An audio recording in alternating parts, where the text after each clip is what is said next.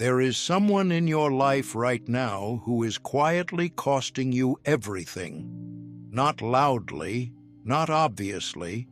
You will not find them standing over you with a weapon. They will be sitting across from you at dinner, texting you good morning, calling themselves your friend.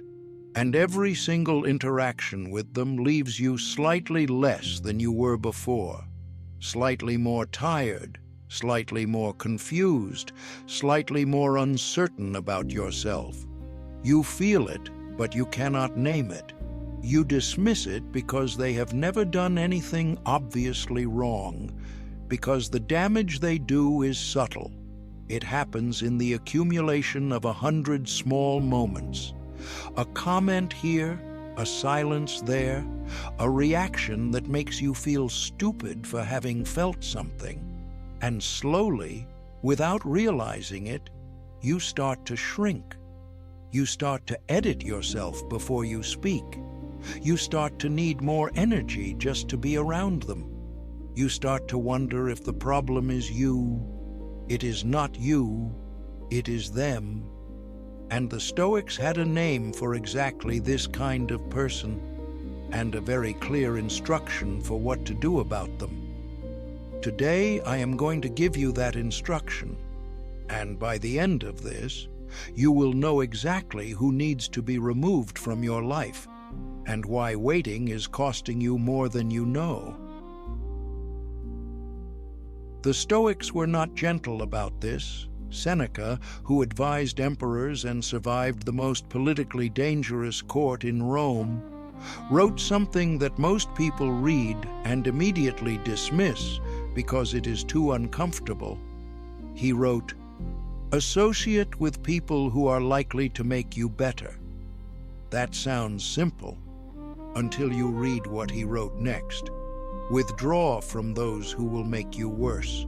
Not just limit your time with them. Not just try harder to stay positive around them. Withdraw. The Stoic philosophy was built on one foundation above all others, that your inner state is the most valuable thing you possess, more valuable than money, more valuable than status, more valuable than any relationship. Because without inner clarity, without your own mind working for you rather than against you, nothing else functions. Not your work, not your decisions, not your ability to love the people who deserve it. And certain people, through their energy, their words, their patterns, directly attack that inner state.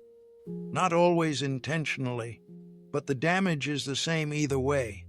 The first type you need to remove, the energy drainer. You know exactly who this is. Every conversation with them leaves you exhausted. Not because the topics are difficult, not because real problems are being solved, but because the entire interaction flows in one direction, toward them. They bring problems they never intend to solve. They share complaints they never want addressed. They need your attention constantly, but never ask how you are. And when you leave, you feel it immediately. That particular tiredness that has nothing to do with how much you slept. Marcus Aurelius wrote, "It is not that the world is too much. It is that too much of the world enters you when you have no boundaries. The energy drainer enters you completely every time you let them in. And over months and years, they quietly hollow you out." The Stoic response is not anger. It is not confrontation. It is strategic withdrawal. You do not owe anyone unlimited access to your energy. You especially do not owe it to someone who gives nothing back. The second type, the person who minimizes you. This one is harder to see because it comes wrapped in familiarity. They have known you for years, maybe your whole life, and yet, every time you share something you are proud of, there is a comment, not a cruel one, just a small deflation, just enough to take the air out.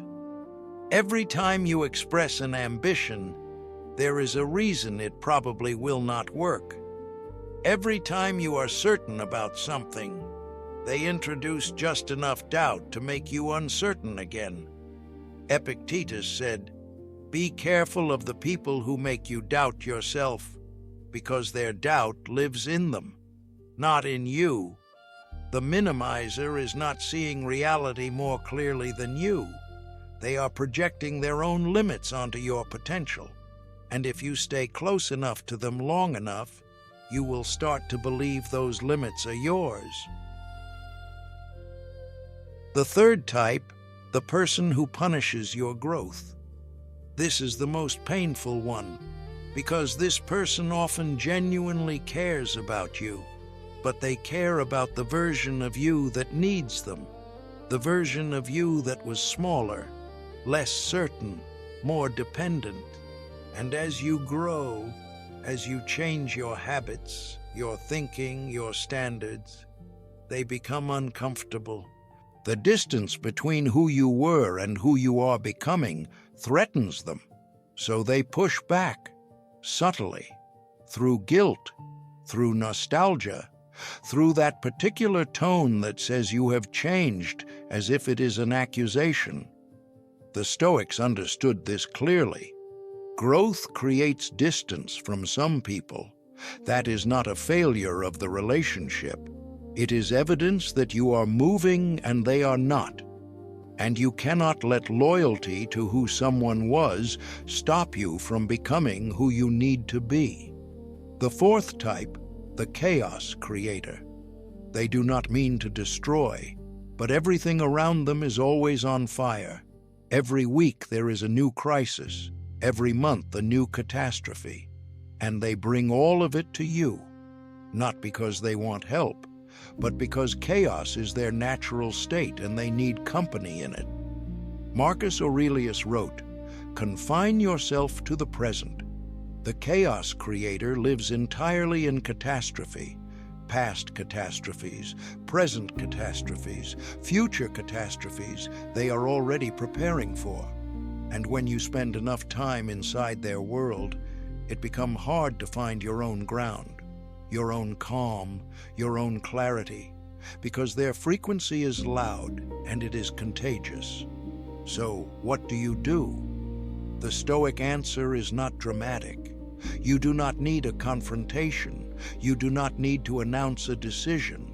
You do not need to explain yourself to someone who will not understand. You simply, quietly, deliberately begin to redirect your energy. You become less available, not coldly, not cruelly, just less available. You stop volunteering yourself for conversations that drain you. You stop seeking approval from people who withhold it strategically. You stop explaining your growth to people who are threatened by it. You stop entering the chaos, and you redirect everything you were giving to them back into yourself, into your work, into your clarity, into the relationships that actually build you. Seneca wrote, "The greatest wealth is a poverty of desires. The greatest peace is a poverty of obligations to people who do not serve your growth." Here is what happens when you do this. It is not dramatic. There is no announcement. But slowly, week by week, something shifts. You have more energy in the mornings. Your thinking gets clearer. Your work improves. You start to hear yourself again. That quiet voice that always knew what you needed, the one that got drowned out by the noise of people who were taking too much. That voice gets louder, and you realize something important. You were never the problem. You were simply surrounded by the wrong frequency. The Stoics did not believe in wasting a single moment of the one life you have on people who diminish it, and neither should you. Remove them, not with anger, not with drama, just quietly, deliberately, the way a Stoic does everything, and watch what returns to you when they are gone. If this gave you something real, subscribe, and hit like.